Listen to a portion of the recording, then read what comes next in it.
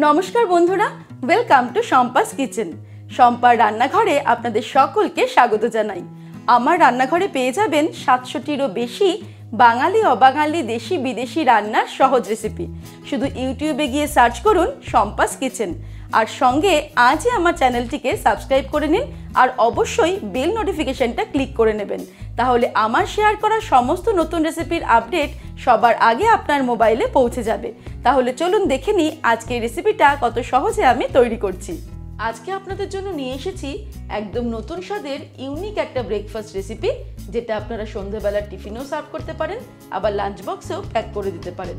তাহলে চলুন শুরু করি আজকের রেসিপিটা ভালো লাগলে প্রত্যেক দিনের মতো লাইক আর সকলের সঙ্গে শেয়ার করতে ভুলবেন না। সবার প্রথমে একটা বোল নিয়ে তার মধ্যে নিয়ে নিচ্ছি 1 কাপ পরিমাণে সুজি,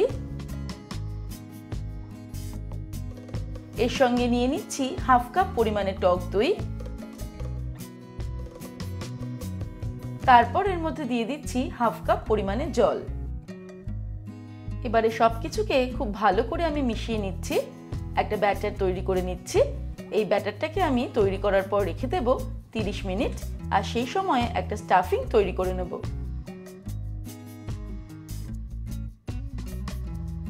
স্টাফিং তৈরি করার জন্য একটা প্যান গরম করে এর মধ্যে দিয়ে দিচ্ছি 1 টেবিলস্পুন পরিমাণে রিফাইন্ড অয়েল, এর মধ্যে দিয়ে দেব 1/2 টিস্পুন গোটা জিরে, জিরেটা 15-20 সেকেন্ড ফ্রাই করার পর এর মধ্যে দিয়ে দেব কুচানো পেঁয়াজ। একটা বড় সাইজের পেঁয়াজ আমি কুচিয়ে নিয়েছি, সেটা দিয়ে দিলাম। 2 মিনিটের জন্য পেঁয়াজটাকে ফ্রাই করে নেব মিডিয়াম ফ্লেমে।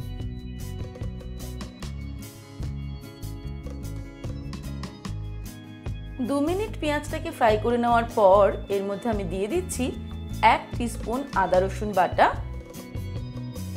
আদা রসুন দেওয়ার পরে আমি আরো 2 মিনিট এটাকে মিডিয়াম ফ্লেমে ফ্রাই করে নেব।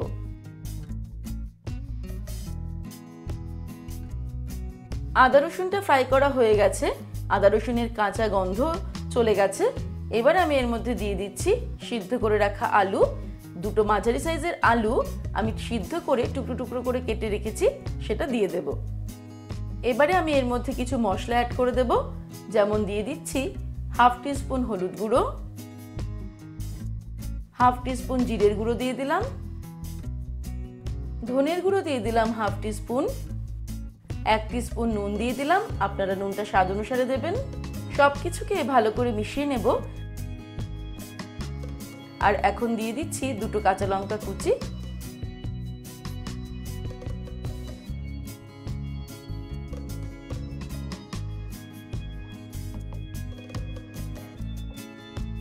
ভালো করে মিশিয়ে নিয়ে আমি এটাকে ঢেকে দেব মিডিয়াম টু লো ফ্লেমে রেখে 5 মিনিটের জন্য। 5 মিনিট পর ফিরে আসছি। 5 মিনিট হয়ে গেছে।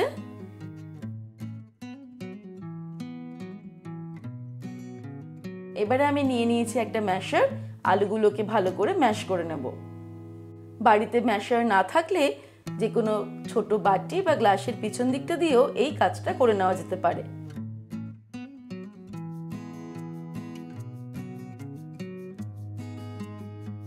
ভালো করে ম্যাশ করার পর এর মধ্যে দিয়ে দেব 1/2 টিস্পুন গরম মশলার গুঁড়ো, তারপর ফাইনালি 1 মুঠো ধনেপাতা কুচি ছড়িয়ে দিয়ে আমি ওভেনটাকে অফ করে দেব। তারপর ভালো করে এটাকে মিশিয়ে নেব। আমাদের স্টাফিংটা রেডি হয়ে গেছে। এবার এই স্টাফিংটাকে আমি অন্য একটা পাত্রে নিয়ে নিচ্ছি। স্টাফিংটা সামান্য ঠান্ডা হলে তারপর ফিরে আসছি। আধ ঘন্টা হয়ে যাওয়ার পর এই ব্যাটারের মধ্যে অ্যাড করে দেব 1/4 টিস্পুন বেকিং সোডা, 1 টিস্পুন নুন দিয়ে দিলাম। এরপর অল্প অল্প করে জল অ্যাড করে ব্যাটারটাকে আমি অল্প একটু পাতলা করে নিচ্ছি, কারণ সুজি যেহেতু জলটাকে অ্যাবজর্ব করে নিয়েছে, এটা অনেকটাই ঘন হয়ে গেছে।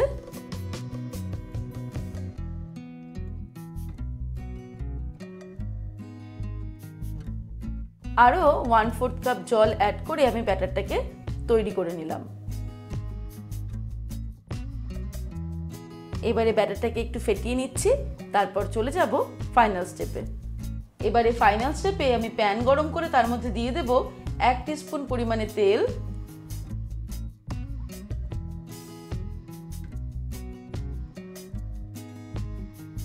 তেল গরম হয়ে গেলে আমি এর মধ্যে 1 হাতা ব্যাটার দিয়ে এটাকে একটু স্প্রেড করে দেব। এবারে কিছুটা পোরশন স্টাফিং নিয়ে আমি এভাবে প্রথমে গোল করে নিয়েছি, ভালো করে চ্যাপটা করে আমি এই ব্যাটারের ওপরে বসিয়ে দিয়ে এটাকে আবার ভালো করে স্প্রেড করে দিচ্ছি এর ওপরটাতে। তারপর আরো 1 হাতা ব্যাটার নিয়ে এর ওপর দিয়ে স্টাফিংটাকে আমি ঢেকে দেব।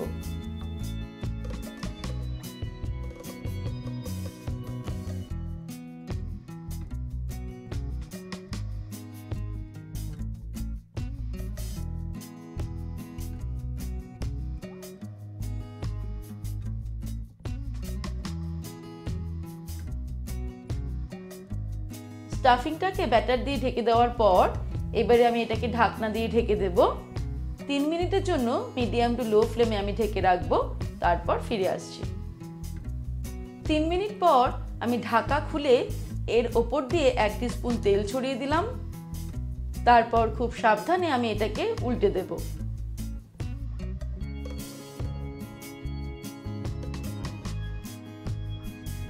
তারপর আবার এটাকে আমি ঢাকা দিয়ে দিলাম 3 মিনিটের জন্য মিডিয়াম টু লো ফ্লেমে। 3 মিনিট পর এটাকে আমি তুলে নিয়ে গরম গরম সার্ভ করব।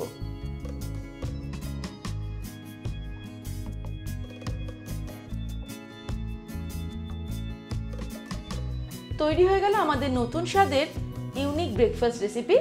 আমি টমেটো কেচাপ দিয়ে সার্ভ করে দিয়েছি। আপনারা চাইলে টক দই, নারকেলের চাটনি, সাম্বার বা ধনেপাতা চাটনি এগুলো দিয়েও সার্ভ করতে পারেন। তাহলে দর্শক বন্ধুরা, কেমন লাগলো আজকের এই রেসিপি আমাকে ভিডিওর নিচে কমেন্ট সেকশনে কমেন্ট করে জানাবেন। ভালো লাগলে লাইক করবেন আর সকলের সঙ্গে শেয়ার করতে ভুলবেন না। ভালো থাকবেন, সুস্থ থাকবেন। আমি আবার হাজির হব নতুন নতুন রেসিপির সঙ্গে। নমস্কার।